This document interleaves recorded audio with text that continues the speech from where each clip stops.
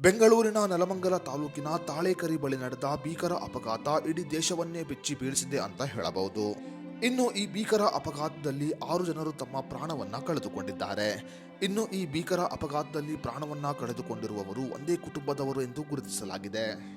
Container ಕಾರಿನ ಮೇಲೆ ಬಿದ್ದು ಕಾರು ಅಪ್ಪಚ್ಚಿಯಾಗಿದ್ದು, ಕಾರಿನ ಒಳಗಿದ್ದ 6 ಮಂದಿ ತಮ್ಮ ಪ್ರಾಣವನ್ನ ಕಳೆದುಕೊಂಡಿದ್ದಾರೆ. 2 ಮಕ್ಕಳು ಸೇರಿ 6 ಮಂದಿ ತಮ್ಮ ಪ್ರಾಣವನ್ನ ಕಳೆದುಕೊಂಡಿದ್ದು, ಸದ್ಯ ಈ ಘಟನೆ ಇಡೀ ದೇಶವನ್ನೇ ಬೆಚ್ಚಿ ಬೀಳಿಸಿದೆ ಅಂತ ಹೇಳಬಹುದು. ಹಾಗಾದರೆ ರಸ್ತೆಯಲ್ಲಿ ಚಲಿಸುತ್ತಿದ್ದ ಕಾರಿನ ಮೇಲೆ ಏಕಾಏಕಿ ಕಂಟೈನರ್ ಬಿದ್ದದ್ದು ಹೇಗೆ?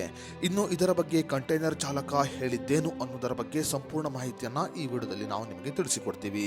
ಬೆಂಗಳೂರಿನಲ್ಲಿ ಐಟಿ ಉದ್ಯಮವನ್ನ ಮಾಡುತ್ತಿರುವ ಚಂದ್ರಂ ಅವರ ಕುಟುಂಬದವರು ಈ ಅಪಘಾತದಲ್ಲಿ ತಮ್ಮ ಪ್ರಾಣವನ್ನ ಕಳೆದುಕೊಂಡಿದ್ದಾರೆ.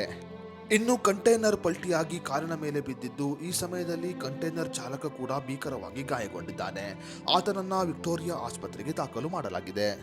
ಸದ್ಯ ವಿಕ್ಟೋರಿಯಾ ಆಸ್ಪತ್ರೆಯಲ್ಲಿ ಚಿಕಿತ್ಸೆಯನ್ನ ಪಡೆದುಕೊಳ್ಳುತ್ತಿರುವ ಕಂಟೈನರ್ ಚಾಲಕ ಈ ಅಪಘಾತ ನಡೆದಿದ್ದು ಹೇಗೆ ಅನ್ನೋದರ ಬಗ್ಗೆ ಸಂಪೂರ್ಣ ಮಾಹಿತಿಯನ್ನ ಮಾಧ್ಯಮದ ಮುಂದೆ ಬಿಚ್ಚಿಟ್ಟಿದ್ದಾನೆ.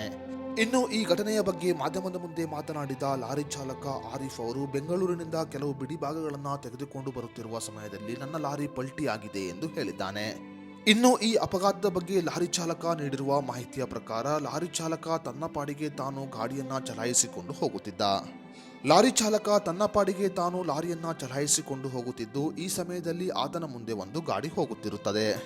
ಈ ಕಾರಣಗಳಿಂದ ಲಾರಿಯನ್ನ ನಿಧಾನ ಮಾಡುವ ಸಲುವಾಗಿ ಲಾರಿ ಚಾಲಕ ಆರಿಫ್ ಅವರು ಬ್ರೇಕ್ ಹಾಕುತ್ತಲೇ ಬಂದಿದ್ದಾರೆ. ಲಾರಿ ಚಾಲಕ ಆರಿಫ್ ಅವರು ಬ್ರೇಕ್ ಹಾಕುತ್ತಿದ್ದ ಸಮಯದಲ್ಲಿ ಮುಂದುಗಡೆ ಇದ್ದ ಕಾರಿನವನು ಅರ್ಜೆಂಟ್ ಆಗಿ ಬ್ರೇಕ್ ಹಾಕಿದ್ದಾನೆ. ಮುಂದುಗಡೆ ದಿಢೀರಾಗಿ ಬ್ರೇಕ್ ಹಾಕಿದ ಕಾರಿಗೆ ಗುದ್ದಬಾರದು ಅನ್ನುವ ಉದ್ದೇಶದಿಂದ ಆ ಕಾರನ್ನ ಸೇವ್ ಮಾಡುವ ಸಲುವಾಗಿ ಲಾರಿ ಚಾಲಕ ಆರಿಫ್ ಅವರು ಸ್ಟೇರಿಂಗ್ ಅನ್ನ ಬಲಗಡೆ ತಿರುಗಿಸಿದ್ದಾರೆ. ಸ್ಟೇರಿಂಗ್ ಅನ್ನ ಬಲಕ್ಕೆ ತಿರುಗಿಸಿದ ಸಮಯದಲ್ಲಿ ಬಲಗಡೆಯಲ್ಲಿ ಒಂದು ಲಾರಿ ಬರುತ್ತಿರುವುದನ್ನು ಗಮನಿಸಿದ್ದಾನೆ ಲಾರಿ ಚಾಲಕ ಆರಿಫ್. ಈ ಕಾರಣಗಳಿಂದ ಮತ್ತೆ ಲಾರಿಯನ್ನ ಎಡಕ್ಕೆ ತಿರುಗಿಸಿದ್ದಾನೆ. ಲಾರಿಯನ್ನ ಸಡನ್ ಆಗಿ ಎಡಕ್ಕೆ ತಿರುಗಿಸಿದ ಕಾರಣ ಲಾರಿ ಡಿವೈಡರ್ ಅನ್ನ ದಾಟಿ ಪಕ್ಕದ ರಸ್ತೆಗೆ ಹೋಗಿ ಮುಗಿಸಿ ಬಿದ್ದಿದೆ.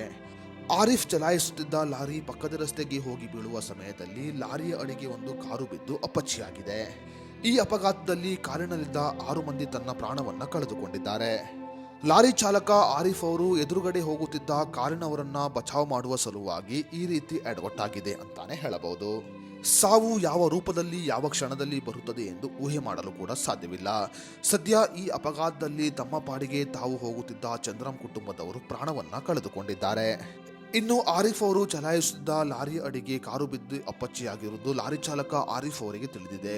ಆದರೆ ಅಲ್ಲಿ ಮುಂದೇನಾಯಿತು ಎನ್ನುವುದು ಲಾರಿ ಚಾಲಕ ಆರಿಫ್ ಅವರಿಗೆ ತಿಳಿದಿಲ್ಲ.